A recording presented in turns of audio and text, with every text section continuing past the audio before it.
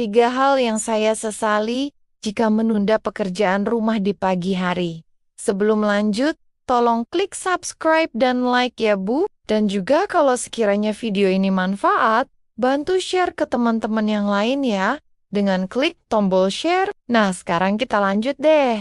Ketemu lagi nih Bu. Sehat dan gembira terus semua ya. Pagi itu kelihatannya damai. Tapi buat ibu-ibu rumah tangga justru sering jadi medan perang batin. Antara pengen santai dan harus gerak, antara kopi hangat dan cucian dingin, antara niat rapi dan realita berantakan, dan di situ drama kecil dimulai, karena ketika rumah masih semrawut, kepala ikut kusut, hati ikut ribut, dan senyum berubah jadi senyum tipis sambil mikir, kok hidup rasanya lomba lari tanpa garis finish? Judul ini bukan sekadar curhat, tapi tamparan lembut buat kita semua yang suka bilang nanti dulu, sambil duduk dulu, lalu akhirnya stres dulu. Karena menunda pekerjaan rumah di pagi hari itu bukan cuma bikin lantai kotor, tapi bikin pikiran kotor juga, mood anjlok, energi bocor, dan waktu habis buat panik sendiri. Padahal ibu-ibu itu bukan kurang kuat, cuma terlalu sering mengalah sama rasa malas yang tampilnya imut, tapi efeknya kejam. Dan ini bukan cuma perasaan semata, karena Harvard Business Review pernah membahas bahwa kebiasaan menunda pekerjaan meningkatkan stres dan menurunkan kesejahteraan mental dalam jangka panjang. Jadi kalau pagi hari kita suka menunda beberes rumah, yang kena bukan cuma wastafel, tapi juga kesehatan emosi. Maka, pembahasan ini penting banget dan relevan banget sama kondisi sekarang ketika ibu-ibu dituntut serba bisa, tapi jarang dikasih waktu buat bernapas. Pertama, setiap kali aku menunda pekerjaan rumah di pagi hari, rumah itu berubah pelan-pelan jadi arena uji mental. Awalnya cuma 1 piring nyempil manja di wastafel, terus nambah 1 gelas, 1 sendok,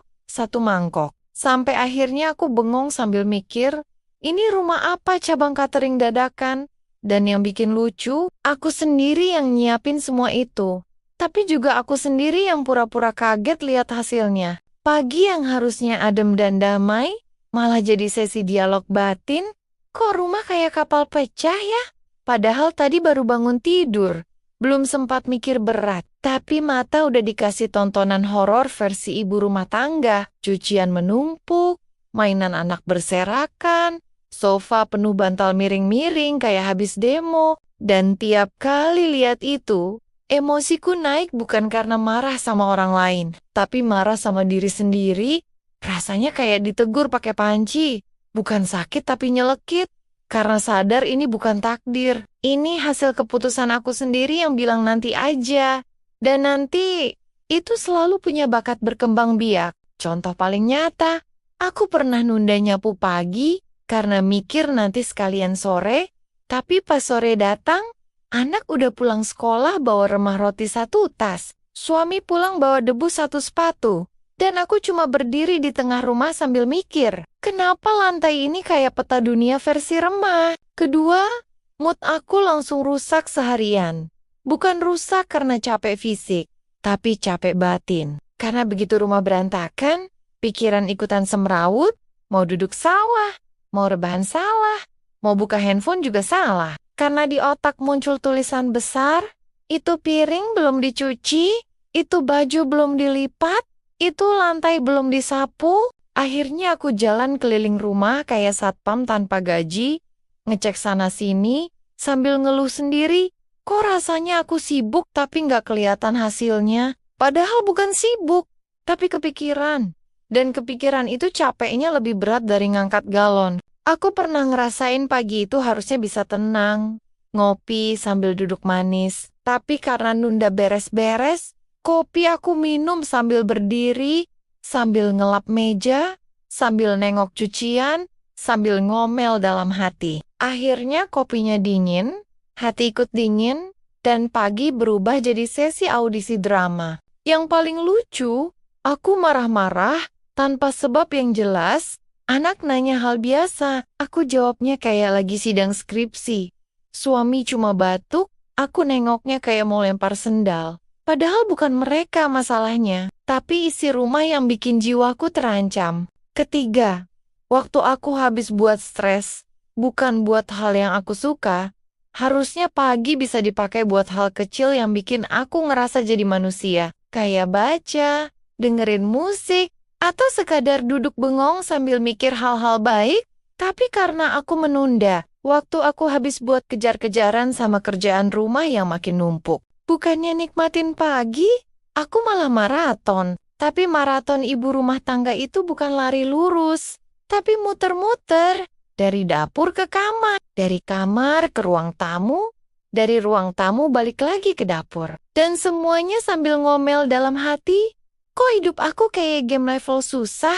Contoh nyatanya, aku pernah niat pagi itu mau duduk sebentar nulis atau baca, tapi karena piring belum dicuci, aku bilang ke diri sendiri, nanti aja habis ini. Habis ini, ternyata jadi 1 jam penuh cuci, lap, sapu, beresin, dan tahu-tahu waktu aku habis, tenagaku habis, dan niat baikku ikut tumbang. Akhirnya aku ngerasa hidup ini lari terus. Padahal sebenarnya bukan hidup yang lari, tapi aku yang nunda.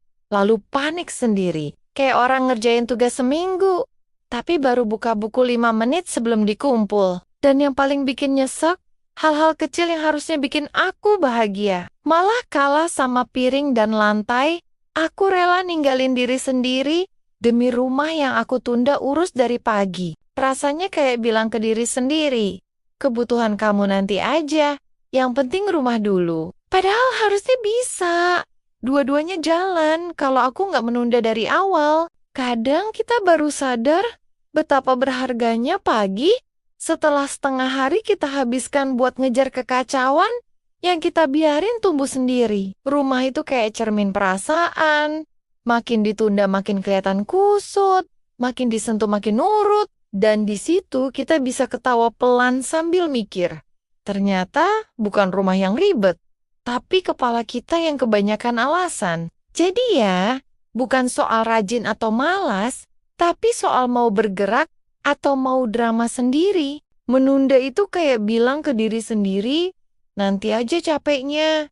Padahal capeknya datang lebih rame. Kita pengen duduk manis, tapi pikiran malah berdiri sambil teriak. Itu piring manggil-manggil. Itu lantai ngerasa kesepian. Dan di situ kita bisa refleksi sambil senyum tipis. Hidup emak-emak itu bukan kurang waktu, tapi kebanyakan mikir sampai lupa gerak. Jadi yuk, kita geser sedikit niat ke arah aksi. Bukan buat jadi sempurna, tapi biar hati lebih ringan dan pagi lebih ramah. Kalau satu langkah kecil bisa bikin rumah lebih adem dan pikiran lebih waras, kenapa harus nunggu dunia runtuh dulu, baru nyapu? Hidup ini bukan lomba jadi ibu paling sibuk, tapi perjalanan jadi ibu yang masih sempat ketawa, walau lagi megang sapu. So, terima kasih banget buat semua yang sudah menonton video ini. Sampai jumpa di obrolan serta cerita yang lebih menarik di video berikutnya. Salam semangat buat ibu hebat.